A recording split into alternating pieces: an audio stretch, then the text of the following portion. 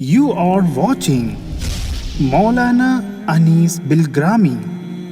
Please subscribe. Also, don't forget to like, comment, and share.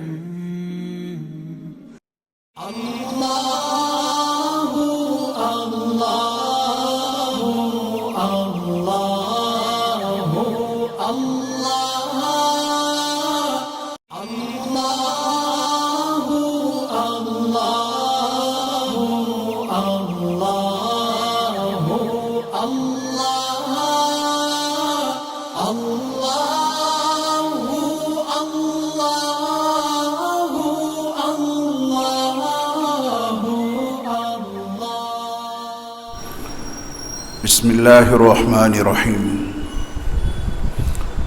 الحمد لله رب العالمين والصلاة والسلام على سيد المرسلين وعلى آله وأصحابه وأزواجه وذرياته وأهل بيته أجمعين أما بعد فأعوذ بالله من الشيطان الرجيم بسم الله الرحمن الرحيم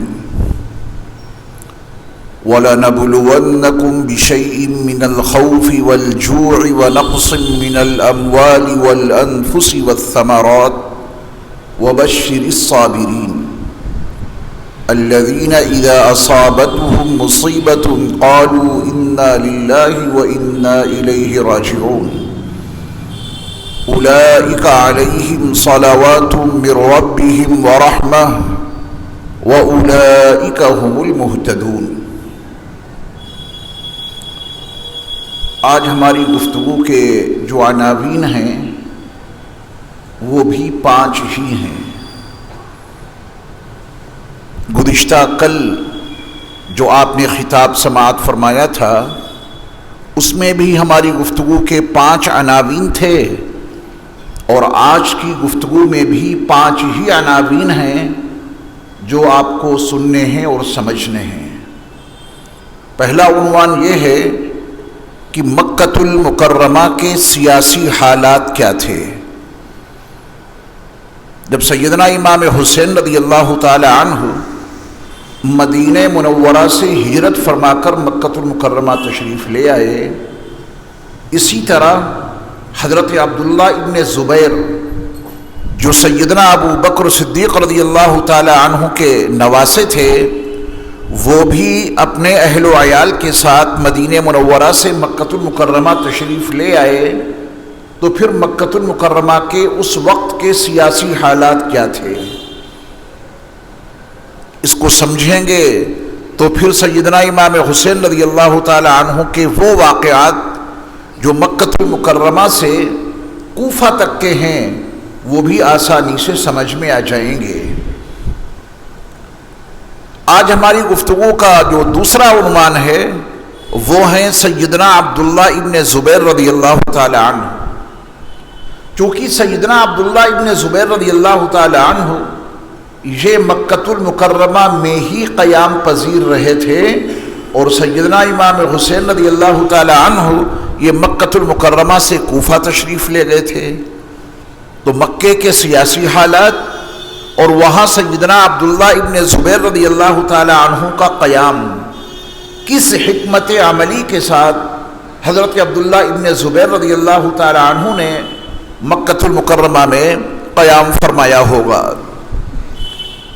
آج کی ہماری گفتگو کا جو تیسرا اہم عنوان ہے وہ ہے کہ امام حسین رضی اللہ تعالی عنہ کی خدمت میں کوفہ والوں کی طرف سے خطوط پہنچنے شروع ہو گئے، دعوت۔ آپ مکۃ المکرمہ میں قیام پذیر نہ رہیں، آپ مکۃ المکرمہ سے چلیں اور ہمارے یہاں آئیں۔ تو اہل کوفہ کے جو خطوط مکۃ المکرمہ میں سیدنا امام حسین رضی اللہ تعالی عنہ کے پاس پہنچے، تو وہ بھی ہماری آج کی گفتگو کا اہم عنوان ہے، کیونکہ حضرت امام حسین رضی اللہ تعالی عنہ نے مکۃ المکرمہ سے کوفے کا سفر یوں ہی نہیں کیا تھا۔ آپ کے پاس بہت سارے معتبر لوگوں کے خطوط پہنچے تھے جو اس دعوت پر مشتمل تھے کہ آپ مکے میں قیام پذیر نہ رہ کر ہمارے یہاں کوفے میں تشریف لائیں۔ آج کی گفتگو کا جو چوتھا اور اہم عنوان یہ ہے کہ حضرت سیدنا امام حسین رضی اللہ تعالی عنہ نے نہایت حکمت عملی سے کام لیتے ہوئے خود پہلے کوفہ نہ جا کر اپنے چچا زاد بھائی حضرت سیدنا مسلم ابن عقیل کو کوفہ بھیجا تھا. آپ وہاں جائیے، وہاں کے حالات کا جائزہ لیجئے، جیسے حالات ہوں اس کے مطابق خط لکھیے، پھر میں اپنے سفر کا فیصلہ کروں گا. حضرت مسلم ابن عقیل یہ سیدنا امام حسین رضی اللہ تعالی عنہ کے چچا زاد بھائی تھے. کوفہ کے سیاسی حالات کا جائزہ لینے کے لیے پہلے آپ نے اپنے چچا زاد بھائی حضرت مسلم ابن عقیل کو کوفہ بھیجا تھا.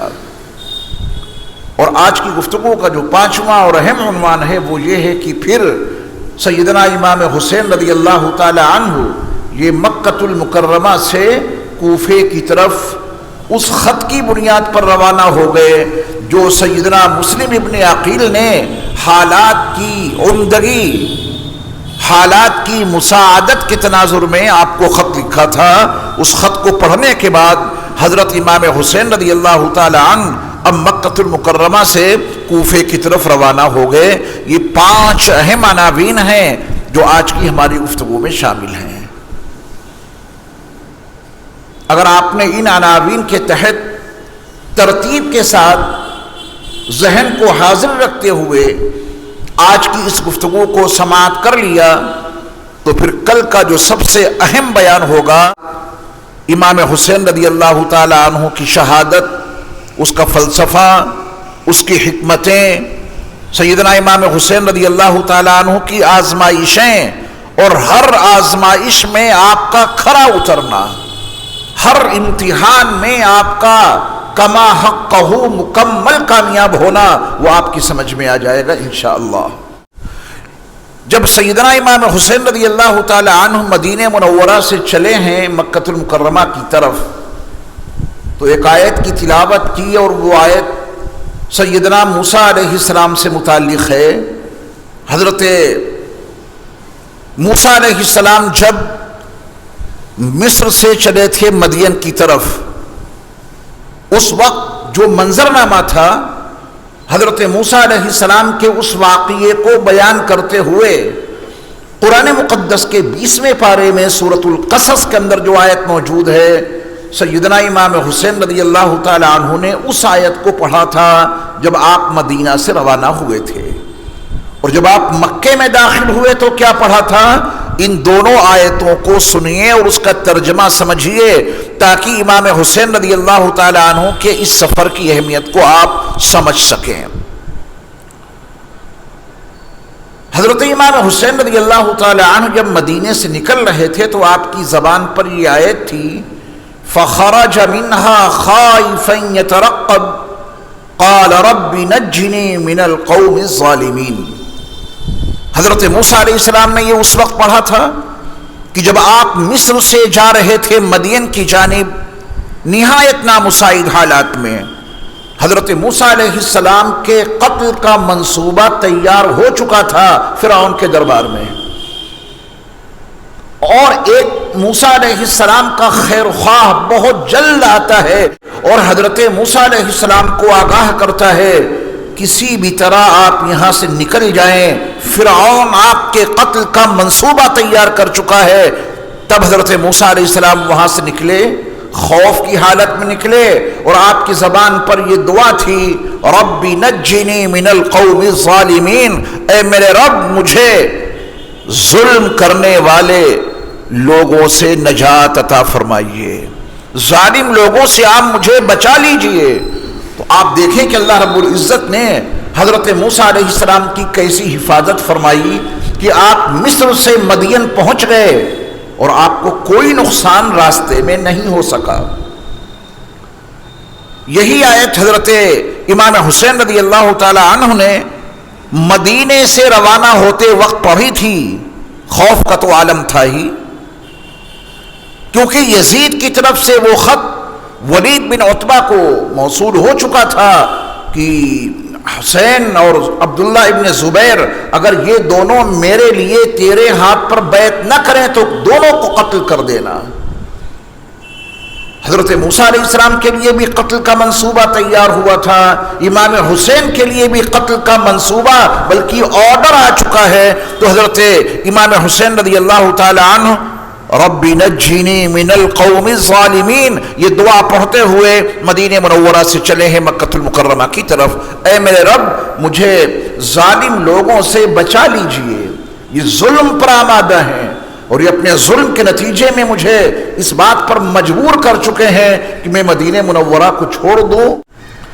امام حسین رضی اللہ تعالی عنہ جب مکہ المکرمہ میں پہنچے ہیں تو داخلے کے وقت میں آپ نے قرآن کی وہ آیت پڑھی، اس کا تعلق بھی حضرت موسیٰ علیہ السلام سے ہی ہے۔ حضرت موسیٰ علیہ السلام جب مدین کی طرف چلے تھے تو قرآن حکیم نے اس منظرنامے کو ان الفاظ میں بیان کیا ہے، قال عسى ربی ان یہدینی سواء السبیل۔ جب حضرت موسیٰ علیہ السلام مصر سے مدین کی طرف چلے تو آپ نے اللہ رب العزت کے دربار میں اپنی اس امید کا اظہار کیا تھا، عسى ربی ان یہدینی سواء السبیل، مجھے اپنے رب سے یقین کامل ہے کہ مجھے وہ کوئی نہ کوئی سیدھا راستہ ضرور عطا کرے گا۔ تو اللہ رب العزت نے آپ کو خیریت کے ساتھ اور عافیت کے ساتھ مدین پہنچا دیا۔ سیدنا امام حسین رضی اللہ تعالی عنہ جب مکہ المکرمہ میں داخل ہو رہے تھے تو آپ کی زبان پر حضرت موسیٰ علیہ السلام کی یہی دعا اور یہی تمنا تھی، عسى ربی ان یہدینی سواء السبیل، مجھے اپنے رب سے پوری قوی امید ہے کہ مجھے وہ سیدھا راستہ ضرور دکھائے گا۔ اس آیت کا تذکرہ میں نے اس لیے کیا کہ جب سیدنا امام حسین رضی اللہ تعالی عنہ مکے سے چلیں گے کوفے کی طرف تو آپ کو اس سفر پہ جانے سے روکنے کے لیے بڑی عظیم شخصیات سامنے آئیں گی، بڑے بڑے لوگ آپ سے گزارش کریں گے کہ آپ مکے سے کوفہ نہ جائیں، آپ یہیں قیام پذیر رہیں۔ یہیں سے آپ اس حقیقت کو سمجھ لیں گے کہ حضرت حسین رضی اللہ تعالی عنہ جب مکہ المکرمہ سے کوفے کے لیے چلے ہیں تو وہ اپنے رب کی ہدایت کے مطابق بالکل سیدھے راستے پہ جا رہے تھے۔ لوگوں نے بڑی کوشش کی کہ آپ کو روکیں لیکن آپ رکے نہیں۔ مورخین کہتے ہیں کہ اتنے لوگوں نے آپ کو منع کیا تو آپ کو رک جانا چاہیے تھا، اور حقیقت یہ بتاتی ہے کہ اگر آپ رک جاتے تو غلط ہو جاتا، آپ کا مکہ المکرمہ سے کوفہ جانا ضروری تھا، کیونکہ مقصد زندگی نہیں ہے، مقصد اقتدار نہیں ہے، مقصد ہے اللہ رب العزت کی جانب سے آنے والی ہر آزمائش میں کامیاب ہونا۔ اور نانا جان نے جو دین امت مسلمہ کی کامیابی اور کامرانی کے لیے عطا کیا تھا، اس دین کا تحفظ بھی ہو اور ایک مثال قائم ہو جائے کہ نبی کا پیروکار اور نبی کے خاندان کا چشم و چراغ باطل نظام کے سامنے کبھی اپنا سر نہیں جھکا سکتا۔ میں 3 گورنروں کی تبدیلی کا تذکرہ کروں گا۔ ایک تو مدینہ منورہ کے گورنر کی تبدیلی اور وجہ آپ کے سامنے آ چکی ہے۔ دوسرے کوفہ کے گورنر صحابی رسول سیدنا نعمان بن بشیر کو بھی تبدیل کر دیا ہے یزید نے۔ کوئی گورنر یوں ہی تبدیل نہیں کیا جاتا، اگر حاکم کا مقصد حاصل نہیں ہوتا ہے کسی گورنر کے ذریعہ تبھی وہ گورنر تبدیل کیا جاتا ہے۔ تو جس وقت کوفہ کے گورنر صحابی رسول حضرت نعمان کی گورنری کی تبدیلی کا تذکرہ آئے گا، وہیں سے آپ کو امام حسین کے قاتل کا سراغ مل جائے گا۔ ایک آدمی چاہے کہ بس یوں ہی بیٹھے بیٹھائے امام حسین کے قاتل کا پتہ چل جائے، بہت مشکل ہے۔ اس کے لیے بڑی تحقیقات چاہیے، بیک گراؤنڈ کا جاننا ضروری ہے۔ آج کے دور میں جو انفارمیشن ٹیکنالوجی اپنے عروج پر ہے، کسی بھی قاتل کو پکڑنے کے لیے خفیہ ایجنسیوں کو کتنی محنت کرنی پڑتی ہے۔ تو کیا آپ سمجھتے ہیں کہ امام حسین کا قاتل آپ کے ہاتھ یوں ہی آ جائے گا؟ نہیں آ سکے گا. اس کے لیے بیک گراؤنڈ سمجھنا پڑے گا، خفیہ ایجنسیوں کا سہارا لینا پڑے گا. گورنروں کی تبدیلی میں بنیادی طور پہ مقصد کیا تھا؟ گورنروں کی تبدیلی اگر آپ نے سمجھ لی تو امام حسین کے قاتلین تک پہنچنا بہت آسان ہو جائے گا. اور تیسرا ایک گورنر ہے، وہ ہے بصرہ کا گورنر، اس کا نام ہے عبید اللہ بن زیاد. اسے بصرہ کی گورنری کے ساتھ ساتھ کوفہ کی گورنری مزید دے دی جاتی ہے. وہ صحابی رسول نعمان بن بشیر کو معزول کر دیا جاتا ہے. آخر وجہ کیا ہے؟ مدینے کا گورنر بھی تبدیل کر دیا گیا، کوفہ کا گورنر بھی بدل دیا گیا، اور عبید اللہ بن زیاد جیسے شخص کو بصرہ کی گورنری کے ساتھ ساتھ کوفہ کی گورنری بھی دے دی جاتی ہے. اور یہ سارے احکام دارالحکومہ دمشق سے آ رہے ہیں. تو یہیں سے پھر آپ کو کچھ سراغ ملے گا کہ میدان کربلا میں سیدنا امام حسین رضی اللہ تعالی عنہ کے قتل کے پیچھے ہاتھ کس کا ہے. ہر قاتل ضروری نہیں کہ میدان میں آ کے اپنے ہاتھوں سے قتل کرے. جو سیاسی قتل ہوتے ہیں ان کی ڈور بہت دور سے ہلائی جاتی ہے. سیدنا امام حسین رضی اللہ تعالی عنہ کو جو میدان کربلا میں شہید کیا گیا، اس کی ڈور کہاں سے ہلائی گئی، اس کو جاننے اور سمجھنے کے لیے ان مقامات کے، ان شہروں کے، ان علاقوں کے گورنروں کی تبدیلی کا راز اگر آپ نے سمجھ لیا تو اصل قاتل تک پہنچنا آسان ہو جائے گا. اور امام حسین رضی اللہ تعالی عنہ کے قاتلوں کی خانہ تلاشی میں آپ انشاءاللہ کامیاب ہو جائیں گے. سیدنا عبداللہ ابن زبیر رضی اللہ تعالی عنہ جب مکۃ المکرمہ میں پہنچے ہیں تو وہاں کا گورنر عمرو بن سعید ابن العاص ہے. ایک بڑے مقصد کو پانے کے لیے ابتدا میں حضرت عبداللہ ابن زبیر رضی اللہ تعالی عنہ نے مکۃ المکرمہ میں نہایت خاموشی کے ساتھ میں وقت گزارا ہے. سیدنا امام حسین رضی اللہ تعالی عنہ بھی نہایت خاموشی کے ساتھ مکۃ المکرمہ میں اپنا وقت گزار رہے ہیں.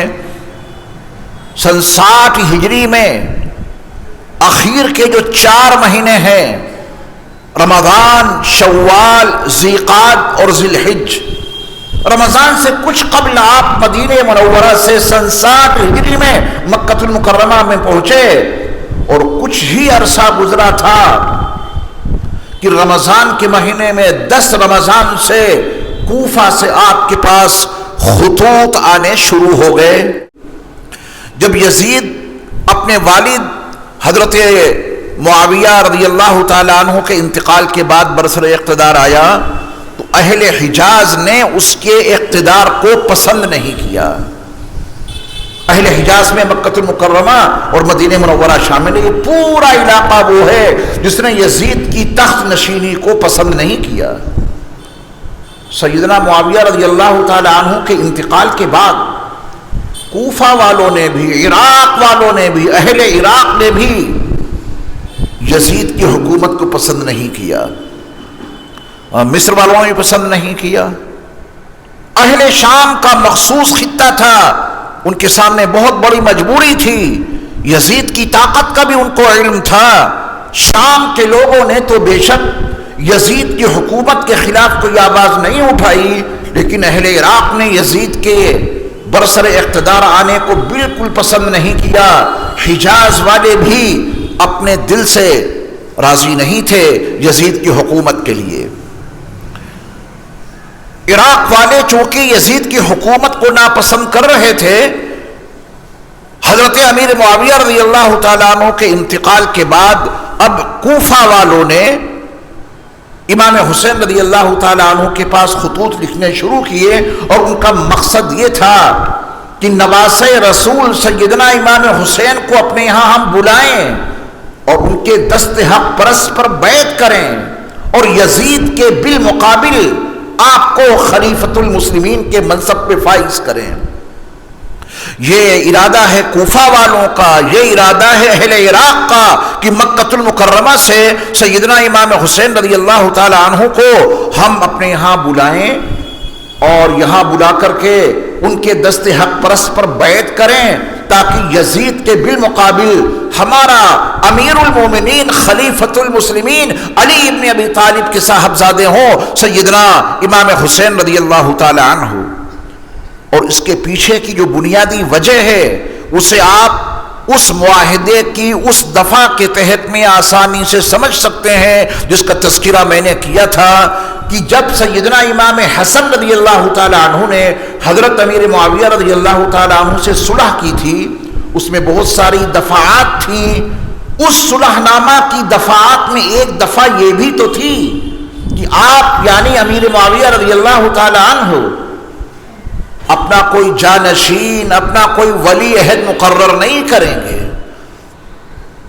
امام حسن نے اپنا حق اپنی مرضی سے دیا تھا آپ کو، تو اس صلح نامے میں یہ قید لگا دی تھی کہ آپ کے بعد نظام خلافت میں سنبھالوں گا۔ لیکن حضرت امیر معاویہ رضی اللہ تعالی عنہ نے سن 56 ہجری میں اپنے بیٹے یزید کی ولی عہدی کی تحریک چلا دی، اور جب سن 60 ہجری میں آپ کا وصال ہوا تو ولی عہد حکومت اور اقتدار کے تخت متمکن ہو گیا۔ کوفہ والوں کا بھی یہی ماننا تھا، اور اہل حجاز کا بھی یہی ماننا تھا، اہل عراق کا بھی یہی ماننا تھا کہ جب معاہدے میں یہ بات لکھی تھی کہ امیر معاویہ رضی اللہ تعالی عنہ کسی کو ولی عہد نہیں بنائیں گے، کسی کو اپنا جانشین مقرر نہیں کریں گے، حضرت امیر معاویہ کے بعد امام حسن رضی اللہ تعالی عنہ نظام حکومت سنبھالیں گے، اور ان کا تو انتقال ہو گیا۔ سن 49 ہجری یا سن 50 ہجری میں جب ان کو زہر دے کر شہید کر دیا گیا تو سب سے بڑا سوال یہ تھا کہ وہ حق جو سیدنا امام حسن کا بنتا تھا حضرت امیر معاویہ رضی اللہ تعالیٰ عنہ کے بعد، اب وہ حق کس کو ملے اس صلح نامہ کی دفعات کے تحت۔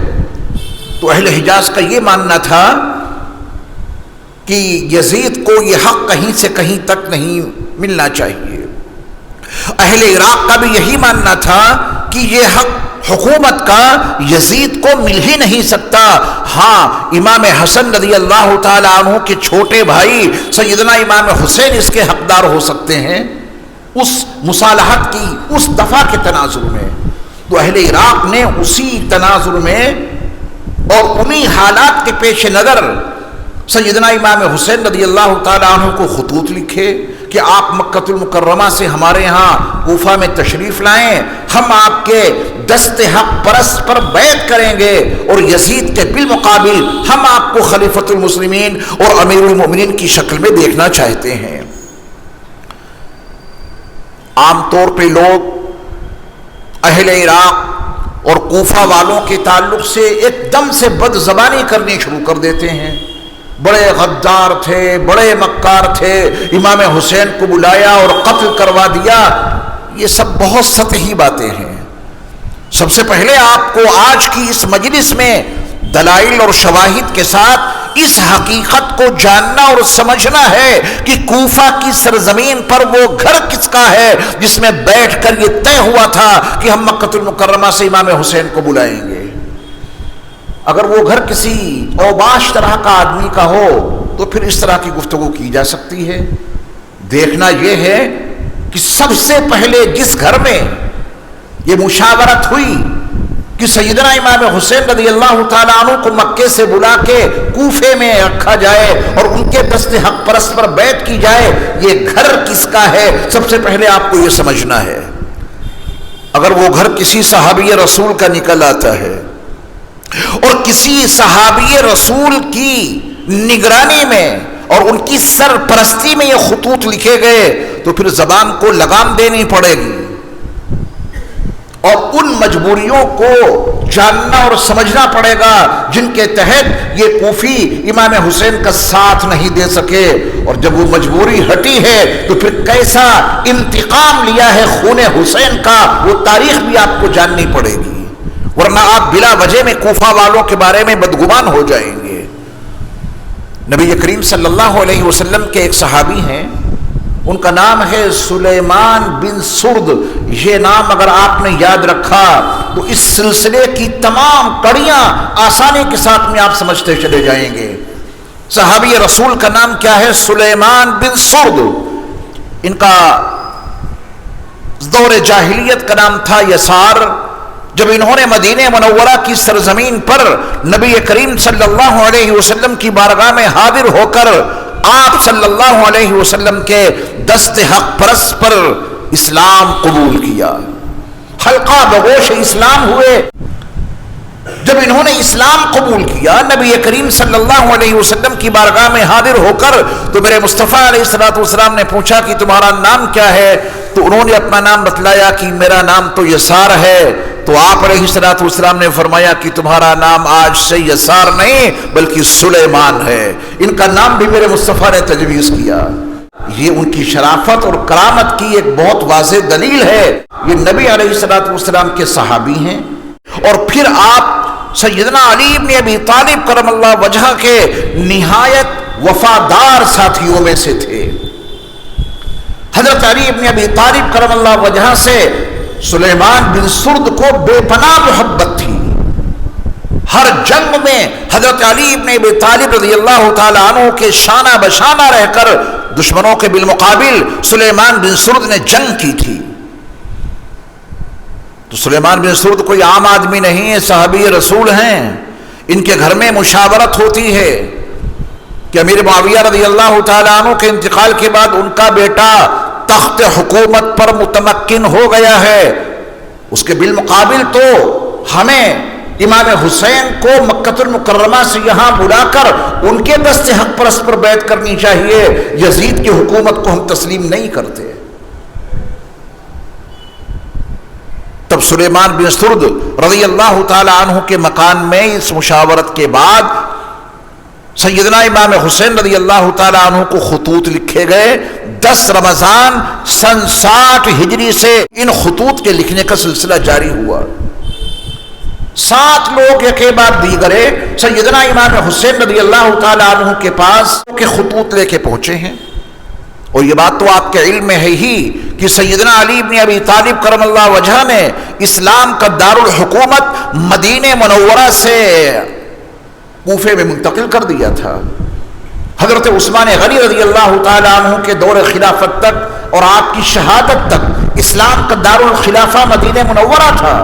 لیکن جب سیدنا علی بن ابی طالب کرم اللہ وجہہ مسند خلافت پر متمکن ہوئے تو آپ نے اسلام کا دارالخلافہ مدینہ منورہ سے منتقل کر کے کوفہ میں اس کو برپا کیا.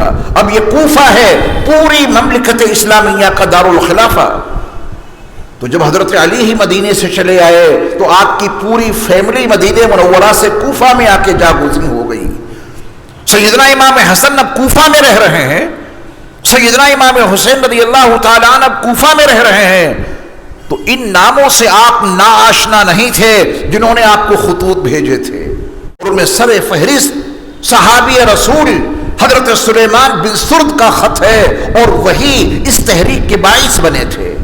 انہوں نے اپنے گھر میں کوفہ کے ذمہ داروں کو جمع کیا تھا کہ یزید کے بالمقابل ہمیں امام حسین رضی اللہ تعالیٰ عنہ کے دست حق پرست پر بیعت کرنی ہے، اور انہیں کو اپنا خلیفۃ المسلمین اور امیر المومنین ہم مانیں گے. صحابی رسول کا جو مقام ہوتا ہے، واقعہ کربلا سنانے والے، سیدنا امام حسین کے سفر کوفہ پر تبصرہ کرنے والے بڑے بھوڑے تبصرے کرتے ہیں، اور وہ یہ بھول جاتے ہیں کہ بلانے والا تو ایک صحابی رسول ہے. کہاں چلی جاتی ہیں عظمتیں ایک صحابی رسول کی؟ جو بھی صحابی رسول ہے ہمیں اس کا احترام کرنا ہے. سیدنا امیر معاویہ رضی اللہ تعالی عنہ نے صحابیت کا حق ادا کیا ہے.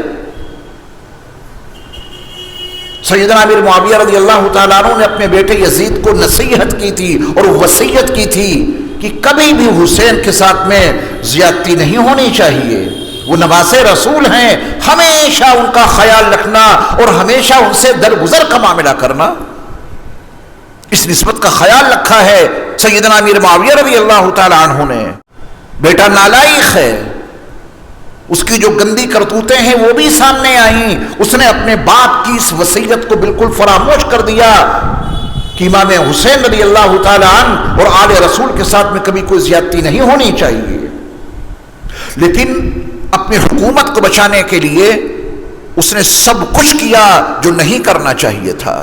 نہ اقربا کا کوئی خیال، نہ اعزا کا کوئی احترام، نہ آل نبی اور آل رسول کا کوئی خیال. اسے تو اپنی حکومت کی کرسی کو بچانا ہے.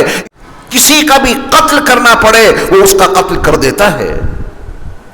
اس لیے صحابی رسول سلیمان بن سرد کا مقام اپنے ذہنوں میں رکھیے اور اس بات کو بنیادی طور پر اپنے دل اور دماغ میں محفوظ رکھیے کہ سیدنا امام حسین رضی اللہ تعالیٰ عنہ کو مکہ المکرمہ سے کوفہ آنے کی دعوت عام لوگوں نے نہیں دی تھی. اخص الخاص لوگ تھے، ان کی باتوں پر اعتماد کر ہی لینا چاہیے تھا. صحابی رسول سلیمان بن سرد اس کے سب سے بڑے داعی ہیں کہ ہاں خطوط بھیجو، سیدنا امام حسین کو کوفہ بلاؤ اور یزید کے بالمقابل ان کو اپنا خلیفہ منتخب کرو. جب یہ خطوط یکے بعد دیگرے سیدنا امام حسین رضی اللہ تعالی عنہ کے پاس کوفہ سے مکہ المکرمہ پہنچتے ہی رہے تو سیدنا امام حسین رضی اللہ تعالی عنہ نے کوفہ کے حالات کا جائزہ لینے کے لیے اپنے چچا زاد بھائی حضرت مسلم ابن عقیل رضی اللہ تعالی عنہما کو بھیجا. پہلے آپ جائیے، کوفہ کے حالات کا جائزہ لیجئے، حالات کا جو تقاضا ہو اس سے مجھے مطلع کیجئے، پھر میں فیصلہ لوں گا. سیاسی بصیرت علی وجہ الکمال موجود ہے سیدنا امام حسین رضی اللہ تعالی عنہ کے پاس. حضرت مسلم ابن عقیل رضی اللہ تعالیٰ عنہ جو سیدنا امام حسین رضی اللہ تعالیٰ عنہ کے چچا زاد بھائی ہیں، کوفہ پہنچتے ہیں. کوفہ میں آپ کا بھرپور استقبال کیا گیا. اور کیوں نہ کیا جاتا، بلانے والوں نے خلوص کے ساتھ بلایا ہے. جب ان کو معلوم ہوا کہ سفیر حسین آئے ہیں، امام حسین کے قاصد آئے ہیں، سفیر حسین حضرت مسلم ابن عقیل کا بھرپور استقبال کیا گیا کوفہ کی سرزمین پر. اور وہاں ایک صاحب ہیں، ان کا نام ہے ہانی بن عروہ. انہوں نے مسلم ابن عقیل کو اپنے گھر میں رکھا. میرے لیے بڑی سعادت کی بات ہے کہ امام حسین کا سفیر میرے گھر قیام فرمائے. اور اس وقت کوفے کے جو گورنر ہیں وہ کوئی اور نہیں، صحابی رسول ہیں، اور وہ ہے نعمان بن بشیر رضی اللہ تعالی عنہ. صحابی تو صحابی ہے، اسے آل رسول کا ہمہ وقت خیال رکھنا ہے. اہل بیت کا مکمل اعزاز اور اکرام یہ تمام صحابہ نے ہمیشہ کیا ہے.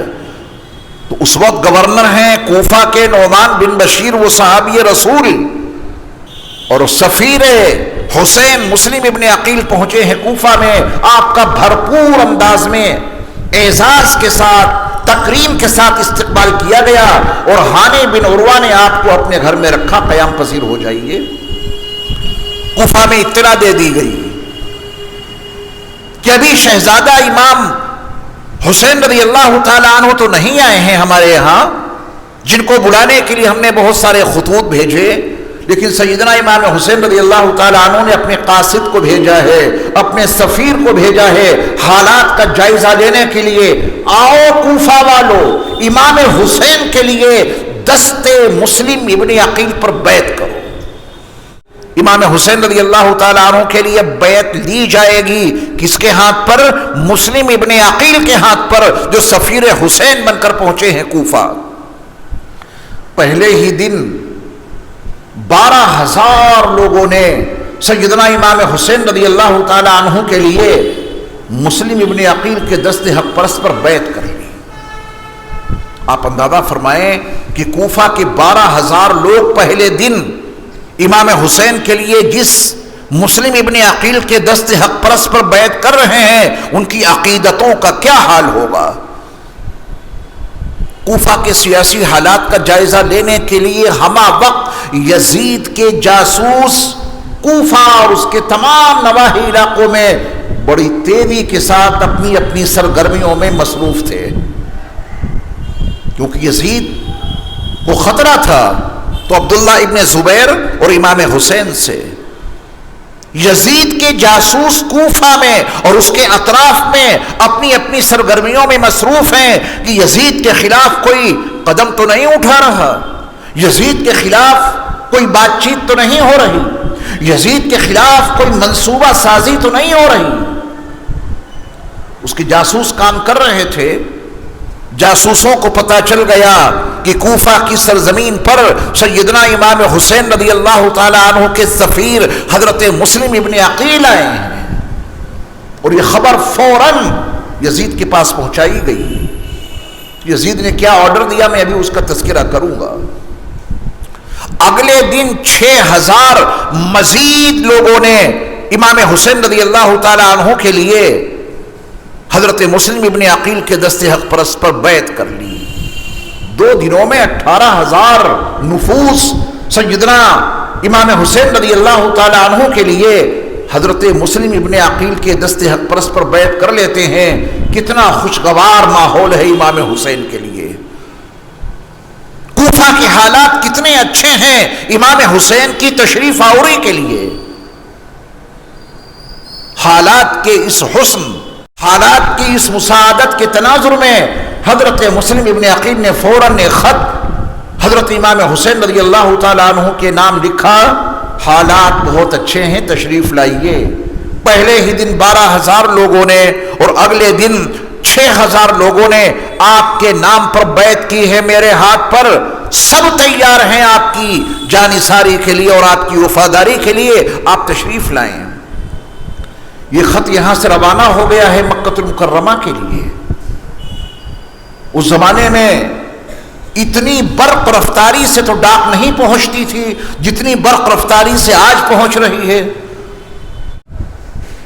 سیدنا امام حسین رضی اللہ تعالیٰ عنہ کے پاس وہ خط روانہ ہو گیا، اور خط کی روانگی کے بعد کوفہ کے حالات یکسر تبدیل ہو گئے، اچانک تبدیل ہو گئے۔ پہلے جاسوسوں نے کوفہ کے گورنر صحابی رسول حضرت نعمان بن بشیر سے جا کے کہا کہ کوفہ میں حالات اتنی تیزی سے بدل رہے ہیں، امام حسین کے سفیر مسلم ابن عقیل یہاں آئے ہوئے ہیں، یزید کے بالمقابل وہ حسین کے لیے کوفہ والوں سے بیعت لے رہے ہیں، اور آپ خاموش بیٹھے ہیں۔ آپ یزید کے گورنر ہیں، کوفہ میں آپ یزید کے ماتحت ہیں، تو یزید کے حکم کے مطابق آپ کو یزید سے وفاداری کرنی چاہیے۔ کوفہ کی سرزمین پر یزید کے خلاف امام حسین کے لیے بیعت لی جا رہی ہے، اور آپ بالکل خاموش بیٹھے ہیں۔ آپ کو تو چاہیے کہ ان میں سے ایک ایک فرد کو قتل کر دیں۔ تو صحابی رسول ہیں نعمان بن بشیر جو کوفہ کے گورنر تھے، انہوں نے کہا میرے علم میں ایسی کوئی بات نہیں کہ جس سے کوفہ میں فساد برپا ہو، لہذا میں آل رسول کے خلاف کوئی قدم نہیں اٹھا سکتا۔ صاف منع کر دیا کہ میں مسلم ابن عقیل یا امام حسین کے لیے یہاں جو کچھ ہو رہا ہے میں ان کے خلاف نہیں جا سکتا، گورنری باقی رہے یا چلی جائے۔ اور یہی بات مدینہ منورہ کے گورنر ولید بن عتبہ نے کہی تھی۔ ولید بن عتبہ کو ہٹا دیا گیا کیونکہ انہوں نے امام حسین کو قتل نہیں کیا تھا، عبداللہ ابن زبیر کو تہ تیغ نہیں کیا تھا، تو یزید نعمان بن بشیر کو باقی رکھے گا۔ یہ بنیادی چیزیں ہیں، آپ قاتل کی خانہ تراشی میں کامیاب ہو جائیں گے۔ امام حسین کا قاتل کون ہے، آپ ان تمام شواہد کے تناظر میں اس کے گھر تک پہنچ جائیں گے، لیکن ان حقائق کو پہلے جاننا ضروری ہے اور سمجھنا ضروری ہے۔ یزید کے جاسوسوں نے پھر یہی شکایت پوری تفصیل کے ساتھ دمشق میں یزید کے پاس بھیجی کہ یہاں تو پورا نظام ہی آپ کے خلاف برپا ہو چکا ہے، مسلم ابن عقیل کے ہاتھ پر امام حسین کے لیے بیعت لی جا رہی ہے، ان کو بلانے کے لیے خط روانہ کر دیا گیا ہے کہ کوفہ کے حالات بہت سازگار ہیں اور بہت خوشگوار ہیں، اور آپ کی خلافت کو تسلیم کرنے کے لیے یہ پورا علاقہ تیار ہے، آپ تشریف لائیے۔ یزید نے فوری طور پر جو فیصلہ لیا اس کو بہت توجہ سے سنیے۔ اس نے اپنے ایک نہایت معتمد آدمی، اس کا جو بہت ہی بھروسے مند مشیر تھا، اس سے کہا کہ ایسے نامساعد حالات ہو گئے ہیں کوفہ کے، بتاؤ کیا کروں۔ اس معتمد کا نام تاریخ کی کتابوں میں سرجون لکھا ہے۔ بہت معتمد آدمی تھا اس کا، یزید کا. سر جون سے مشورہ کیا کہ بتاؤ اب کیا کریں. تو اس نے مشورہ یہ دیا کہ نعمان بن بشیر کو فوری طور پر کوفہ کی گورنری سے ہٹانا ہے، اور عبید اللہ بن زیاد تو یہ اس کے باپ کا کوئی عطا پتہ نہیں، اس کو لکھا جاتا تھا زیاد بن نبی. بڑا سفاک اور بڑا ظالم انسان تھا زیاد، حرام زادہ تھا، ولد الزنا تھا. اس کا بیٹا ہے عبید اللہ، یہ اپنے باپ سے بھی 10 قدم آگے تھا ظلم و ستم کے ڈھانے میں. بڑا ظالم عبید اللہ بن زیاد. ظالم کو تو ظالم ہی لوگ پسند ہوں گے نا، ظالم کو تو ظالم انسان چاہیے. اس نے فوری طور پہ ایک آرڈر بھیجا جس میں صحابی رسول حضرت نعمان بن بشیر کو کوفہ کی گورنری سے معزول کرنے کا حکم تھا، اور عبید اللہ بن زیاد کے لیے مزید کوفہ کی گورنری عطا کرنے کا آرڈر تھا.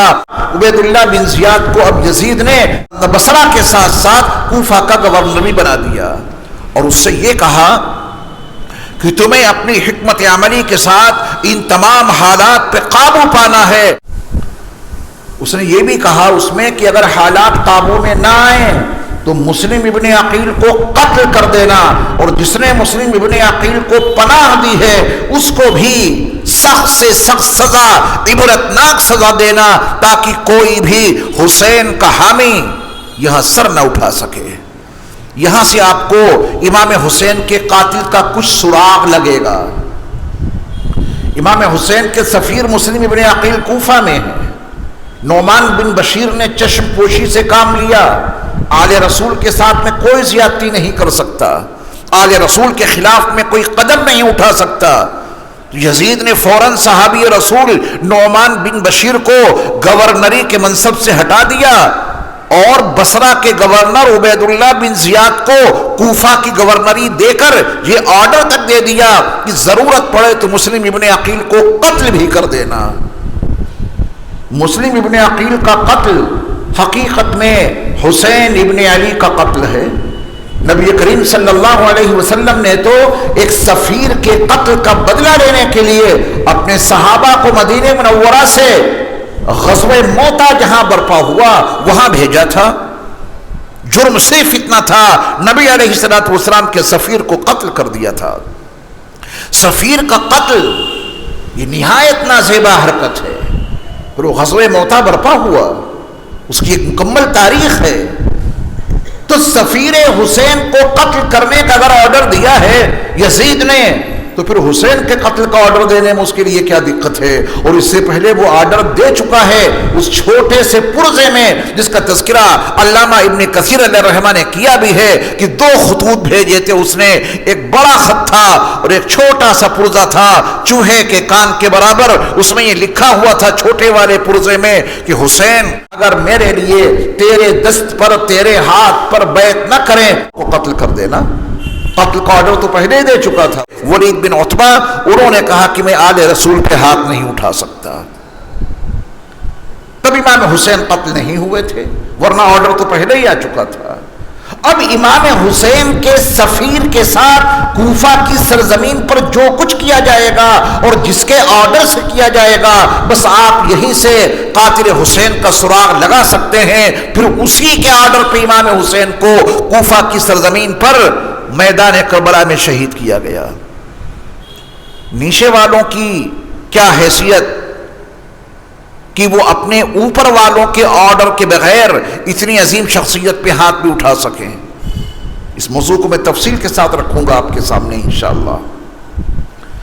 حضرت مسلم ابن عقیل کے لیے یہ آرڈر آیا. عبید اللہ بن زیاد کے اختیارات بڑھا دیے گئے. شام کے وقت غروب آفتاب کے بعد عبید اللہ بن زیاد حجازیوں کی شکل و شباہت اختیار کر کے کوفہ کی بالکل سرحد پہ آ چکا ہے. بصرہ سے چلا اپنے کچھ معتمد لوگوں کے ساتھ اور کوفہ کی سرحد پہ رکا. وہاں حجازی طرز کا امامہ باندھا جیسے حجاز والے امامہ باندھتے ہیں. شکل و شباہت وضاقتہ حجازیوں کی اختیار کی تاکہ کوفہ والے یہ سمجھیں کہ ہم نے جس حسین کو بلایا تھا وہ حسین آ گئے ہیں. اگر پہلے ہی ان کو معلوم ہو جاتا کہ عبید اللہ بن زیاد ان بدبختانہ منصوبوں کے ساتھ یہاں آ رہا ہے تو اس پہ حملہ بھی ہو سکتا تھا. اس نے یہ حکمت عملی اختیار کی کہ میں اس وضاقتہ میں کوفہ میں جاؤں گا کہ لوگ یہ سمجھیں کہ ہم نے جس حسین کو بلایا تھا وہ حسین آ گئے. اب اس زمانے میں تو اتنی لائٹنگ نہیں ہوتی تھی، گھروں میں چراغ جلتے تھے. غروب آفتاب کے بعد عبید اللہ بن زیاد کوفہ کی سرحد سے اونٹ پہ سوار ہو کے اندر داخل ہوا. لوگ یہ سمجھیں کہ امام حسین آ گئے. کوفہ والوں نے سلام پیش کیا، السلام علیک یا ابن رسول اللہ، اے اللہ کے رسول کے صاحبزادے تم پر سلام ہو. یہ امام حسین سمجھ کے ان کو سلام پیش کیا جا رہا ہے، السلام علیک یا ابن رسول اللہ، اور وہ بدبخت جواب ایسے دے رہا ہے گویا کہ وہی حسین ابن علی ہو. نہایت رازدارانہ انداز میں اس حکمت عملی کو اپنا کر وہ گورنر ہاؤس تک پہنچا اور گورنر ہاؤس میں داخل ہو کر حضرت نعمان بن بشیر کو اپنے قبضے میں لیا اور اس کو یزید کا آرڈر سنایا کہ اب کوفہ کے گورنر تم نہیں بلکہ میں ہوں. یہ عبید اللہ بن زیاد نے صحابی رسول نعمان بن بشیر کو اپنے قبضے میں لے کر ان کو گرفتار کر کے یہ آرڈر سنایا. فوراً حکم دیا، تمام کوفے والوں کے پاس ذمہ داروں کو جمع کر کے یہ آرڈر دیا کہ میں بہت سخت اور ظالم ترین انسان کا بیٹا ہوں اور میں بھی بہت ظالم ہوں. اگر تم نے ہماری ہدایات کی خلاف ورزی کی تو ایک ایک انسان کا سر اس کے تن سے جدا کر دیا جائے گا. حسین ابن علی کے سفیر مسلم ابن عقیل جس گھر میں بھی قیام پذیر ہیں، گھر کا ذمہ دار خود ان کو لے کے میرے پاس آئے. ہانی بن عروہ جن کے گھر میں حضرت مسلم ابن عقیل قیام پذیر تھے، آپ بتائیں ان کی پریشانی کس حد تک پہنچی ہوگی. وہ کس قدر پریشان ہو گئے ہوں گے کہ ہم نے سفیر رسول مسلم ابن عقیل کو بڑی عقیدتوں اور بڑے احترام کے ساتھ اپنے گھر میں ٹھہرایا ہے اور اب تک ان کی خدمت کی ہے، لیکن یزید کا اتنا سخت فرمان ہم لوگوں کے لیے آیا ہے. ہانی بن عروہ نے ابھی بھی اپنی طرف سے وضاحت نہیں کی، یہاں تک کہ جاسوسوں کے ذریعہ حضرت مسلم ابن عقیل کی قیام گاہ تک اس کی فوج پہنچ جاتی ہے. حضرت مسلم ابن عقیل نے کوشش بھی کی کہ ہمارے ساتھ میں اتنے لوگ ہیں، 18,000 لوگ تو بیعت ہی کر چکے تھے، لیکن یزید کے ظالم گورنر عبید اللہ بن زیاد کی ظالم فوجوں کے بالمقابل وہ اپنے آپ کو مضبوط نہ پا سکے. سیدنا امام حسین رضی اللہ تعالیٰ عنہ کے سفیر حضرت مسلم ابن عقیل کا ساتھ چھوڑ دیا. مجبوریاں تھیں. ظالم یزید کی ظالم فوجیں تمام تر مسلح ہو کر پورے کوفہ کے اوپر قابض ہو چکی ہیں. کون مقابلے پہ آتا؟ لیکن جب اس کا بدلہ انہوں نے لیا ہے، توابین کی جماعت کو آپ پڑھیں گے تو پھر آپ کو یقین ہو جائے گا کہ واقعتاً یہ لوگ اس وقت تو مجبور تھے، فوج کا مقابلہ نہیں کر سکتے تھے، لیکن جب ان کو غلبہ ملا تو قاتلین حسین میں سے اور ان کے معاونین میں سے ایک ایک کو پکڑ پکڑ کر انہوں نے خون حسین کا بدلہ لیا ہے. اس کی تفصیل کل آپ سماعت فرمائیں گے انشاءاللہ. حضرت مسلم ابن عقیل کو گرفتار کر لیا گیا. کوفے والے یقیناً آپ کا ساتھ نہیں دے سکے. مجبوریوں کا بھی آپ کو کچھ علم ہونا چاہیے. کن مجبوریوں کی بنا پر کوفے والے حضرت مسلم ابن عقیل کی جان کا تحفظ نہیں کر سکے؟ حقیقت میں مجبوریاں تھیں. مسلم ابن عقیل کا سر قلم کر کے گورنر ہاؤس کی چھت پہ لے جا کے ان کو مجمع عام میں پھینک دیا گیا. یہ قتل ہو گیا مسلم ابن عقیل کا. کون ہے اس کے پیچھے؟ اگر یزید مسلم ابن عقیل کا قاتل ہے حکمن، اسی کے حکم سے یہ سب ہوا ہے، تو پھر وہاں بھی آپ کو حکم مل جائے گا. جب میدان کربلا میں نبی کریم صلی اللہ علیہ وسلم کے نواسے سیدنا امام حسین شہید ہوتے ہیں، وہاں بھی کوئی نہ کوئی آرڈر آپ کو ضرور ملے گا.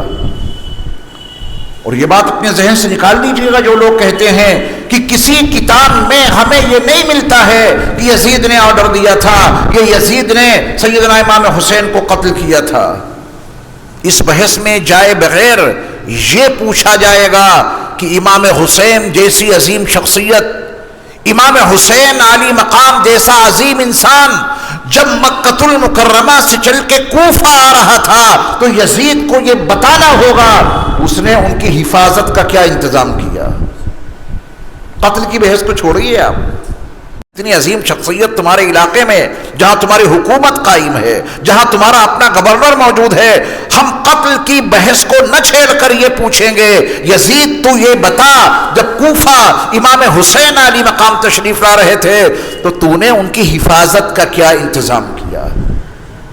آپ کے علاقے میں کوئی بڑی شخصیت آئے اور یہاں کی پولیس، یہاں کا عملہ، یہاں کے انتظامیہ سب بے خبر سوتے رہیں اور وہ عظیم انسان کسی علاقے میں قتل کر دیا جائے، کس سے باز پرس ہوگی؟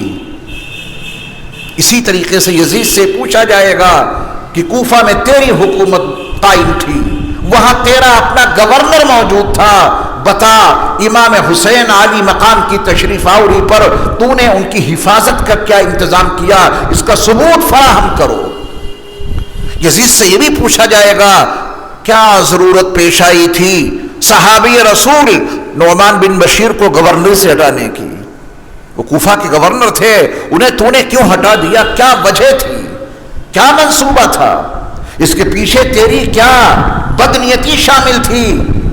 اور پھر سفیر حسین مسلم ابن عقیل کو کیا تحفظ دیا تو نے؟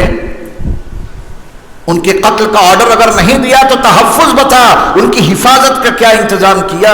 وہ قتل ہو گئے تو پھر گورنر کوفہ اور گورنر بصرہ عبید اللہ بن زیاد سے کیا باز پرس کی گئی کہ سفیر حسین مسلم ابن عقیل کو کوفہ کی سرزمین پر اتنی بے دردی سے قتل کیا گیا ہے؟ بتا عبید اللہ بن زیاد تیرا اس میں ہاتھ کیا ہے؟ یہ پوچھنا چاہیے نا یزید کو۔ گورنر ہاؤس میں ان کو قتل کر کے چھت سے نیچے پھینکا گیا، عبید اللہ بن زیاد اس کا ذمہ دار ہے، اس نے یہ سب کچھ کیا۔ اور عبید اللہ بن زیاد کی کیا مجال تھی اگر یزید کی طرف سے اسے حکم نہ ملا ہوتا کہ وہ سفیر حسین حضرت مسلم ابن عقیل کے اوپر ہاتھ بھی چھوڑتا، ٹیڑھی نگاہ سے بھی انہیں دیکھتا؟ عبید اللہ بن زیاد کی کیا مجال تھی اگر اوپر سے آرڈر آ جاتا کہ یہ مسلم ابن عقیل سفیر حسین ہیں، ان کا بال بیکا نہیں ہونا چاہیے؟ لیکن وہاں تو منصوبہ ہی کچھ اور تھا۔ سیدنا امام حسین رضی اللہ تعالی عنہ کے سفیر تو بڑی بے دردی کے ساتھ کوفہ میں شہید کر دیے گئے، اور سفیر حسین کے جو میزبان تھے ہانی بن عروہ ان کو بھی بڑی بے دردی کے ساتھ میں قتل کیا گیا۔ بہت کچھ زیادتیاں ان کے ساتھ میں ہوئیں۔ عبید اللہ بن زیاد نے کہا تھا کہ جو بھی حسین کا ساتھ دے گا اور جو بھی حسین کے لیے کام کرے گا اس کا یہی حشر ہوگا۔ ہانی بن عروہ کی لاش کے ساتھ میں بھی بہت زیادہ بے حرمتی کی گئی۔ ان تمام حالات سے سیدنا امام حسین رضی اللہ تعالی عنہ نہ آشنا ہے نہ واقف ہیں۔ آپ کے پاس تو یہ خط پہنچ چکا ہے کہ کوفہ کے حالات بہت سازگار ہیں، 18,000 لوگوں نے 2 دنوں میں بیعت کی ہے، آپ تشریف لائیے۔ سیدنا امام حسین رضی اللہ تعالی عنہ کو ابھی ان نامساعد حالات کی کوئی خبر نہیں۔ مکہ المکرمہ میں آپ کے پاس وہ خط پہنچا کہ حالات بہت ہی زیادہ مساعد ہیں، اچھے ہیں، آپ تشریف لائیے۔ تو 10 ذی الحجہ کو سن 60 ہجری، محرم میں سن بدل جائے گا، سن 60 ہجری 10 ذی الحجہ کو سیدنا امام حسین رضی اللہ تعالی عنہ مکہ المکرمہ سے کوفہ کے لیے روانہ ہو جاتے ہیں۔ بڑے بڑے لوگوں نے حضرت امام حسین رضی اللہ تعالی عنہ کو اس سفر سے روکا، شہزادے آپ مکہ چھوڑ کر کوفہ نہ جائیں۔ وہ مشورہ دینے والے کوئی معمولی لوگ نہیں ہیں، خود حضرت عبداللہ ابن زبیر نے جو نواسے صدیق اکبر ہیں انہوں نے کہا کہ آپ کوفہ نہ جائیں۔ حضرت عبداللہ ابن عمر جو سیدنا عمر ابن خطاب رضی اللہ تعالیٰ عنہ کے صاحبزادے ہیں انہوں نے بھی منع کیا کہ شہزادے آپ مکہ المکرمہ سے کوفہ تشریف نہ لے جائیں۔ حضرت عبداللہ ابن عباس بھی اپنے یہی درخواست لے کر ایمان کی خدمت میں حاضر ہوئے ہیں کہ آپ مکہ المکرمہ سے کوفہ تشریف نہ لے جائیں. حد یہ ہے کہ آپ کے باپ شریک بھائی محمد بن حنفیہ، یہ حضرت علی کے صاحبزادے ہیں، دوسری بیوی سے، ان کا نام حنفیہ تھا. محمد بن حنفیہ کو ان کی والدہ کی طرف نسبت کر کے یاد کیا جاتا ہے، حالانکہ یہ صاحبزادے ہیں حضرت علی کرم اللہ وجہہ کے. تو اللاتی بھائی ہوئے، باپ شریک بھائی ہیں محمد بن حنفیہ سیدنا امام حسین رضی اللہ تعالی عنہ کے. انہوں نے بھی گزارش کی کہ بھائی جان، یہ مکہ چھوڑ کر کوفہ جانا مناسب نہیں ہے، آپ یہیں قیام پذیر رہیں، کوفہ نہ جائیں. لیکن سیدنا امام حسین کی نظر جہاں تھی وہاں تک نہ عبداللہ ابن زبیر پہنچ سکے، نہ وہاں تک عبداللہ ابن عباس کی رسائی ہو سکی، نہ وہاں تک عبداللہ ابن عمر پہنچ سکے، نہ وہاں تک محمد بن حنفیہ کی رسائی ہو سکی. نظر حسین تو کچھ اور ہی دیکھ رہی ہے. امام حسین رضی اللہ تعالیٰ عنہ کی بالغ نظر جہاں تک پہنچ رہی ہے وہاں تک کسی کی نظر کی رسائی نہیں ہو رہی ہے. جو کچھ عبداللہ ابن زبیر نے کہا اپنی سوچ کے مطابق وہ بہت ٹھیک کہا، ان کو یہی گزارش کرنی چاہیے تھی.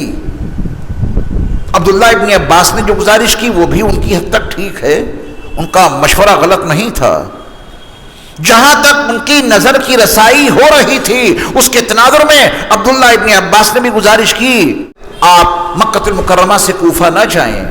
عبداللہ ابن عمر اور محمد بن حنفیہ ان لوگوں کی نظر جہاں تک کام کر رہی تھی بس وہیں تک کا تو مشورہ دے سکتے ہیں، لیکن امام حسین کی بالغ نظر کہاں تک پہنچ رہی تھی وہاں تک کسی کی نظر کی رسائی کیسے ہو سکتی. نبی کریم صلی اللہ علیہ وسلم نے جس حسین کی پیشانی کو بوسہ دیا ہوگا تو حسین کی نظر کہاں تک پہنچ رہی ہوگی.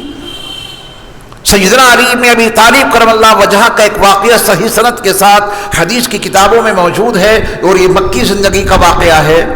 رسول اکرم صلی اللہ علیہ وسلم نے حضرت علی بن ابی طالب کرم اللہ وجہہ سے ایک موقع پہ فرمایا کہ آؤ رات میں ہم دونوں چلتے ہیں، کعبہ کی چھت کے اوپر جو بت رکھے ہیں انہیں نیچے پھینک دیں گے.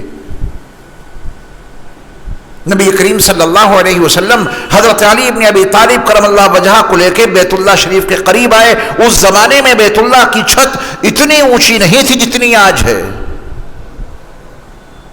نبی صلی اللہ علیہ وسلم نے فرمایا علی تم بیٹھو، میں تمہارے کندھوں پہ قدم رکھ کے اوپر چڑھ جاؤں گا اور بیت اللہ کی چھت پہ جو بت رکھے ہیں انہیں پھینک دوں گا.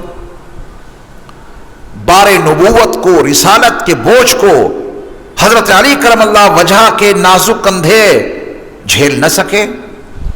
آپ نے فرمایا کہ یا رسول اللہ صلی اللہ علیہ وسلم میں آپ کو اپنے کندھوں پر بٹھلا کر نہیں اٹھا سکتا، عمر بھی تو زیادہ نہیں تھی اس وقت حضرت علی بن ابی طالب کرم اللہ وجہہ کی.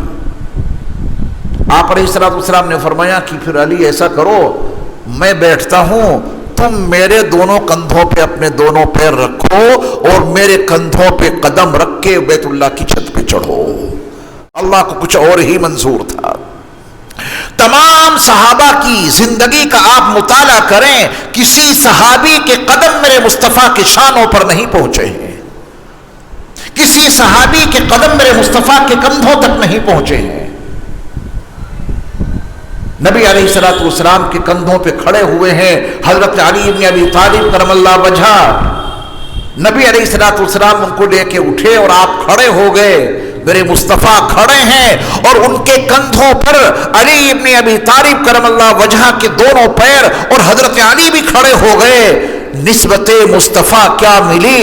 حضرت علی کا بیان پڑھیے، وہ فرماتے ہیں کہ جب میں نبی علیہ السلام کی مبارک شانوں پہ اپنے پیر رکھ کے کھڑا ہوا تھا تو میں اپنے آپ کو اتنا بلند پا رہا تھا اگر میں چاہتا تو آسمان کو چھو لیتا. بیت اللہ کی چھت تو اتنی اونچی نہیں تھی. نبی علیہ السلام کا قد بھی بڑا معتدل اور درمیانہ تھا. میرے مصطفیٰ نہ بہت لمبے تھے نہ پست قد تھے، درمیانہ قد تھا، معتدل قد تھا میرے مصطفیٰ علیہ السلام کا. لیکن جب شان نبوت پر حضرت علی کے پیر پڑتے ہیں تو اس نسبت سے ان کو اپنے بارے میں اتنی بلندی محسوس ہوئی. آپ فرماتے ہیں کہ میں ان بلندیوں تک پہنچ گیا، اگر میں چاہتا تو آسمان کو چھو لیتا. اگر شان مصطفیٰ کی یہ نسبت حضرت علی کو حاصل ہوئی تو ان کی نظر اتنی بلند ہوئی. حضرت علی تو میرے مصطفیٰ کے شانوں پر ایک ہی مرتبہ چڑھے تھے، حسن حسین تو نہ جانے کتنی مرتبہ چڑھے تھے. نبی کے کندھوں پہ جانے کی برکت اگر حضرت علی کو یہ ملتی ہے کہ اگر وہ چاہیں تو آسمان کو چھو لیں، نظر و فکر و نظر کی یہ بلندی ان کو حاصل ہوئی ہے، تو پھر حسین کی فکر و نظر کی بلندی کا کیا عالم ہوگا. ایک موقع پر وہ واقعہ جو حدیث میں موجود ہے آپ نے سنا ہوگا، نبی علیہ الصلوۃ والسلام کے ایک شان مبارک پر حضرت حسن ہیں اور دوسرے کندھے پر اور دوسرے شان مبارک پر امام حسین ہیں. تو اسی حال میں آپ باہر آ گئے. متعدد واقعات ہیں.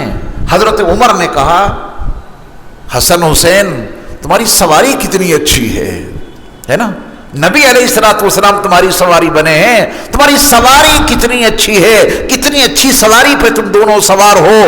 حقیقت کی ترجمانی کی تھی حضرت عمر ابن خطاب رضی اللہ تعالی عنہ نے. میرے مصطفیٰ علیہ الصلوۃ والسلام نے جب یہ سنا تو عظمت حسنین کریمین کو وعدے کیا اور فرمایا کہ صرف یہ نہ دیکھو کہ سواری کتنی اچھی ہے، یہ بھی تو دیکھو کہ سوار کتنے اچھے ہیں. ان کی عظمتوں کو سلام. تو حضرت امام حسین کی بالغ نظر جو کچھ دیکھ رہی تھی، اتمام حجت کے لیے مکہ المکرمہ سے کوفہ کا سفر کتنا ضروری تھا، یہ ضرورت نہ عبداللہ ابن زبیر کی سمجھ میں آ رہی تھی، نہ اس ضرورت تک عبداللہ ابن عباس کی نظر پہنچ رہی تھی، نہ اس ضرورت کو محمد بن حنفیہ سمجھ پا رہے تھے، نہ اس ضرورت کو عبداللہ ابن عمر سمجھ پا رہے تھے. ان کی نظر تو بس یہاں تک کام کر رہی تھی کہ امام حسین مکے میں رہیں، کوفہ نہ جائیں. کوفہ جائیں گے تو کچھ بھی ہو سکتا ہے. امام حسین کو بھی معلوم تھا کہ کچھ بھی ہو سکتا ہے، لیکن باطل کے سامنے حق کو جھکانا نہیں ہے، باطل نظام حکومت کو تسلیم نہیں کرنا ہے. امام حسین رضی اللہ تعالی عنہ کو اپنی آزمائشوں کا قدم قدم پر احساس تھا، اور اللہ رب العزت اپنے مخصوص بندوں کو کچھ زیادہ ہی آزماتا ہے. وَإِذِ ابْتَلَىٰ إِبْرَاهِيمَ رَبُّهُ بِكَلِمَاتٍ فَأَتَمَّهُنَّ. آپ وہ موقع یاد کیجئے کہ جب ابراہیم علیہ السلام کو ان کے رب نے آزمایا اور ہر آزمائش میں ابراہیم علیہ السلام پورے اترے. ابراہیم علیہ السلام کو آگ میں ڈالا گیا. کیا آپ کو معلوم تھا کہ یہ آگ ہمیں نہیں جلائے گی؟ آگ کا کام ہے جلانا، وہ جلنے کے لیے تیار اور آگ میں ڈالے جانے کے لیے تیار. بیٹے کے لیے آرڈر آیا کہ اپنے ہاتھ سے ذبح کر دو. کیا ابراہیم علیہ السلام کو معلوم تھا کہ جب منا کی سرزمین پر بیٹے اسماعیل کی گردن پہ چھری چلاؤں گا تو ان کی گردن کٹے گی نہیں؟ یہ بات کا مسئلہ ہے کہ اللہ رب العزت نے جنت سے مینڈھا بھیجا. ابراہیم علیہ السلام کی آزمائش دیکھیں کہ سلطنت بابل میں عراق کے قریب موجود چھوٹا سا گاؤں ار، جہاں ابراہیم علیہ السلام پیدا ہوئے تھے، آپ کو حکم ہے کہ اب یہاں سے ہجرت کیجیے. کہاں جائیں؟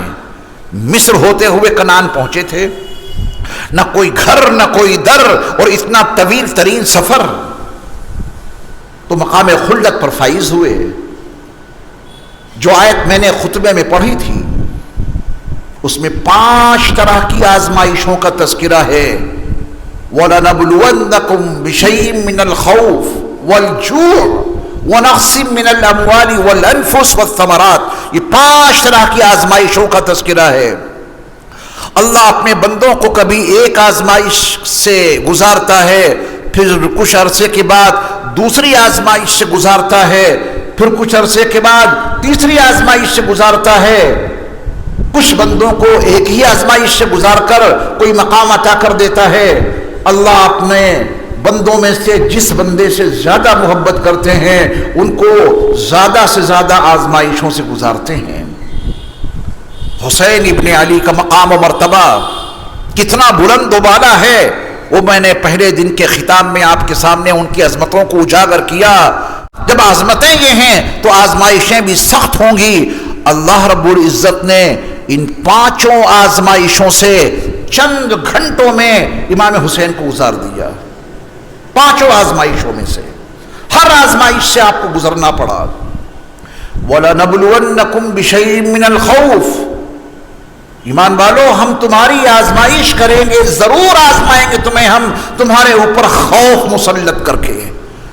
آپ غور فرمائیں کہ اس وقت کتنا خوف ہوگا بظاہر کہ جب عبید اللہ بن زیاد کی قیادت میں یزیدی فوجوں نے امام عالی مقام کا چاروں طرف سے محاصرہ کر لیا تھا، بچ نکلنے کی کوئی راہ نہیں تھی، خوف مسلط کیا۔ لیکن امام حسین رضی اللہ تعالیٰ عنہ کی وہ گفتگو سنیں جو میدان کربلا میں آپ نے کی ہے، کسی بھی زاویے سے ڈر ظاہر نہیں ہو رہا، خوف مسلط کیا ہے، لیکن امام حسین کے اطمینان قلب کا یہ عالم ہے، وہ ڈر نہ آنکھوں سے ظاہر ہو رہا ہے، وہ خوف پیشانی سے بھی ظاہر نہیں ہو رہا، ورنہ خوف کے عالم میں آدمی کی زبان لڑکھڑا جاتی ہے، خوف کے عالم میں انسان کی پنڈلیاں لرزہ براندام ہو جاتی ہیں، خوف کے وقت میں انسان کا فیصلہ درست نہیں ہوتا، اس کی عقل معاف ہو جاتی ہے، خوف کے عالم میں انسان کا دماغ اس کی زبان کا ساتھ چھوڑ دیتا ہے، خوف کے عالم میں انسان کے دل کی دھڑکنیں تیز ہو جاتی ہیں، اور خوف کے عالم میں انسان کے چہرے کا رنگ متغیر ہو جاتا ہے۔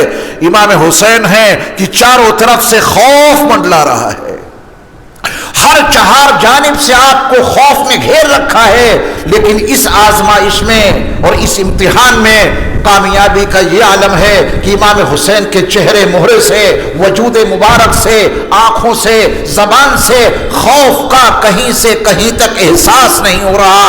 آزمائش تو بڑی سخت ہے، اللہ کی ذات پہ بھروسے کا یہ عالم ہے کہ خوف کا کسی بھی زاویے سے اظہار نہ ہو سکا۔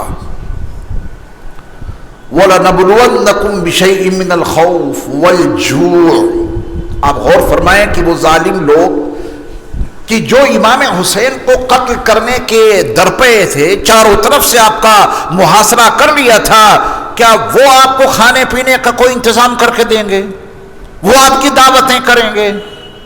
جو تھوڑا بہت سامان تھا اسی پہ آپ کا گزارا ہوتا تھا، اور 10 دن کا عرصہ ہو گیا ہے اس لق دق میدان میں رہتے ہوئے، اب بھوک کا دور شروع ہوا۔ اس آزمائش سے بھی امام حسین کو اور آپ کے تمام ساتھیوں کو جو آپ کے ساتھ میں تھے، اس آزمائش سے بھی سب کو گزرنا پڑا، بھوک طاری ہو گئی، کھانا کہاں سے ملے گا، کھانا کون کھلائے گا؟ میں نے عرض کیا کہ اس آیت میں جو 5 آزمائشوں کا تذکرہ ہے، اللہ رب العزت نے حسین ابن علی رضی اللہ تعالی عنہما کو ان 5 آزمائشوں سے اسی میدان میں گزارا ہے، اس کے بعد آپ شہید ہوئے ہیں۔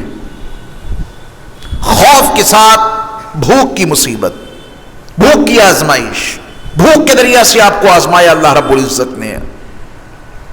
وَنَقْسِمْ مِنَ الْأَمْوَالِ، مالوں میں کمی کر کے تمہیں ہم آزمائیں گے۔ ظاہر بات ہے کہ قافلہ مسافر ہے، جو بھی ساتھ میں مال تھا وہ سب ختم ہو گیا۔ والانفس، جانی نقصان کے ذریعہ بھی تمہیں آزمایا جائے گا۔ میدان کربلا میں چند گھنٹوں میں آپ کو جانی نقصان کی آزمائش سے بھی گزرنا پڑا۔ آپ کے سامنے آپ کے صاحبزادے شہید ہو رہے ہیں، آپ کے سامنے آپ کے بھتیجے شہید ہو رہے ہیں، آپ کو جانی نقصان کی آزمائش سے بھی اس میدان میں گزرنا پڑا۔ والثمرات، اس کا لفظی ترجمہ تو پھل ہے، وہ پھل جو ہم اور آپ کھائیں، کسی بھی درخت کا ہو، اگر آپ گہرائی میں جا کے جائزہ لیں گے تو ہر پھل مال کے تحت میں آ جائے گا۔ جو بھی پھل ہیں وہ کس کے تحت میں آ جائیں گے؟ مال کے تحت میں آ جائیں گے، اور مال کا تذکرہ پہلے اللہ کر چکا ہے۔ اس لیے اگر ثمرات کو پھل کے معنی میں لیتے ہوئے نتیجے عمل سے اس کو تعبیر کریں تو پوری حقیقت واضح ہو جائے گی۔ انسان کسی عمل کے لیے محنت کرتا ہے، اس عمل کا نتیجہ نکلتا ہے تو کتنا خوش ہوتا ہے۔ کوئی بچہ تعلیم حاصل کرتا ہے، امتحان میں کامیاب ہو گیا، اور جس منزل تک وہ پہنچنا چاہتا تھا، جب اس کو اپنی محنت کا نتیجہ مل جاتا ہے تو بڑا خوش ہوتا ہے، میں نے یہ کرسی پانے کے لیے اتنی محنت کی تھی اور مجھے وہ کرسی مل گئی، اس کو اپنے عمل کا نتیجہ مل گیا، اس کو اپنی محنت کا ثمرہ مل گیا۔ سیدنا امام حسین رضی اللہ تعالی عنہ چلے ہیں مکہ المکرمہ سے کوفہ کی سرزمین کی طرف، محنت ہے، عمل ہے، نتیجہ کیا ملنا چاہیے تھا؟ نتیجہ خلافت کی شکل میں برآمد ہونا چاہیے تھا، لیکن اللہ نے فرمایا کہ ہم تم کو نتیجے عمل میں بھی آزمائش میں ڈالیں گے، اور جتنی محنت کی ہے اس محنت کا کوئی نتیجہ تمہیں دنیا میں نہیں دیں گے، اس آزمائش سے بھی تمہیں گزاریں گے۔ امام حسین رضی اللہ تعالی عنہ کو نتیجے عمل کی آزمائش سے بھی اسی میدان کربلا میں اللہ نے گزارا ہے۔ یہ 5 آزمائشیں ہیں جس سے امام حسین کو گزرنا پڑا، اعلیٰ نمبرات سے ان 5 آزمائشوں میں آپ پاس ہوئے ہیں۔ تو وبشر الصابرین، میرے محبوب آپ صبر کرنے والوں کو خوشخبری سنا دیجئے۔ نبی علیہ السلام نے امام حسین رضی اللہ تعالی عنہ کی شہادت کے تعلق سے جو باتیں ارشاد فرمائی تھیں ان کا تذکرہ تو کل آئے گا، لیکن آج یہ بات ذہن میں رکھیے کہ امام حسین کو اپنے اس سفر کا نتیجہ معلوم تھا۔ زبان مصطفیٰ سے آپ کی شہادت کے لیے جتنی باتیں صادر ہوئی تھیں اس سے امام حسین رضی اللہ تعالیٰ عنہ بخوبی واقف تھے۔ میں مکہ المکرمہ سے کوفہ جاؤں گا، میدان کربلا میں کن حالات سے گزروں گا، یہ سب زبان مصطفیٰ سے آپ کو معلوم ہو چکا تھا، لیکن جانا بہت ضروری تھا تاکہ نواس رسول اپنے عمل و کردار سے یہ ثابت کر دے کہ باطل نظام حکومت کو تسلیم نہیں کیا جائے گا۔ یہ مقصد ہے۔ معلوم تھا آپ کو کہ وہاں کیا ہوگا۔ کربلا کی سرخ مٹی جبریل امین نے نبی کو دکھا دی تھی، واقعات کل آپ کو سناؤں گا۔ معلوم ہونے کے باوجود کہ کن مشکلات سے مجھے وہاں گزرنا پڑے گا، جام شہادت بھی نوش کرنا پڑے گا، سب منع کرتے رہ گئے۔ حضرت امام حسین نے کسی کی بات نہیں مانی۔ منع کرنے والوں کی بات اگر مان لیتے تو غلط ہو جاتا۔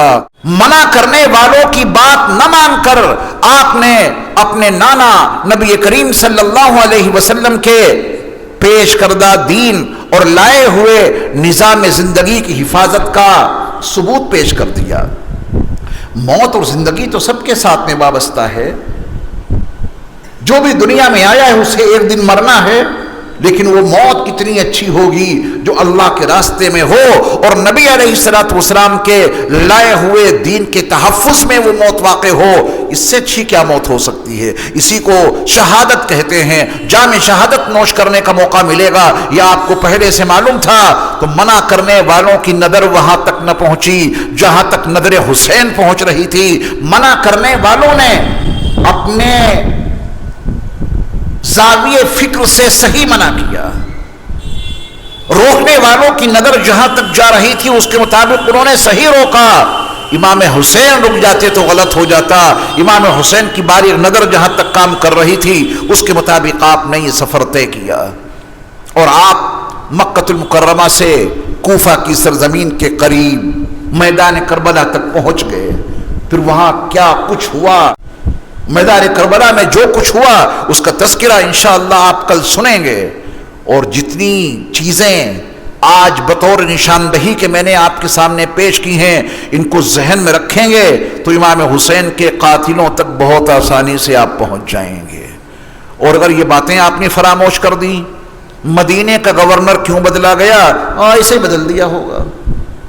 کوفے کا گورنر کیوں تبدیل کیا جبکہ وہ صحابی رسول تھے؟ میاں ایسے ہی بدل دیا ہوگا۔ اگر آپ نے اتنی سطحیت سے کام لیا، عبید اللہ بن زیاد کو بصرہ کی گورنری کے ساتھ ساتھ کوفہ کی گورنری کیوں دی گئی؟ بس ایسے ہی دے دی گئی، تو پھر ایسے کم علم لوگ قاتلین حسین تک پہنچ ہی نہیں سکتے۔ اتنا سطحی علم اور اتنی سطحی سوچ اگر کسی کی ہو جائے تو وہ قاتلان حسین کی خانہ تلاشی کر ہی نہیں سکتا۔ خفیہ ایجنسی کسی قاتل تک پہنچنے کے لیے کتنی باریک بینی سے کام لیتی ہیں، آپ کو بھی نہایت باریک بینی سے قاتلان حسین تک پہنچنا ہے۔ اور یہ کہے کہ آگے نہیں بڑھا جا سکتا، کہ ہم اس بحث میں نہیں جانا چاہتے. اس بحث کو وہ شخص بہت پسند کرے گا جس کا بیٹا اچانک کہیں قتل کر دیا جائے. اگر اس کا بیٹا اچانک کہیں قتل کر دیا جائے اور قاتلوں کا پتہ نہ چلے، بظاہر قاتلوں کا کوئی سراغ اس کے پاس نہ ہو، تو کیا باپ یہ کہے کہ بیٹھ جائے گا کہ میاں ہم ان بحثوں میں نہیں پڑھتے ہیں کس نے کیا قتل اور کس نے نہیں کیا؟ اس کی تمنا تو یہ ہوگی کچھ بھی کرنا پڑ جائے میرے بیٹے کے قاتلوں کا پتہ لگے اور ان کو سزائیں دی جائیں. اپنے بیٹے سے اتنی محبت نہیں جتنی حسین ابن علی سے محبت مطلوب ہے. اگر ان سے سچی محبت ہے تو قاتلان حسین کا پتہ لگاؤ اور ان سے اپنی برات کا اظہار کرو، ان سے اپنی نفرت کا اظہار کرو کہ قتل حسین میں یہ ملوث ہے، ہمارا ان سے کوئی لینا دینا نہیں ہے اور امام حسین کے یہ حامی ہیں. ہم محبان حسین کی صف میں شامل رہنا چاہتے ہیں، تبھی قاتلان حسین کا پتہ لگا کر ان سے نفرت کا اظہار کریں گے. یہ ضروری ہے ہمارے اور آپ کے لیے.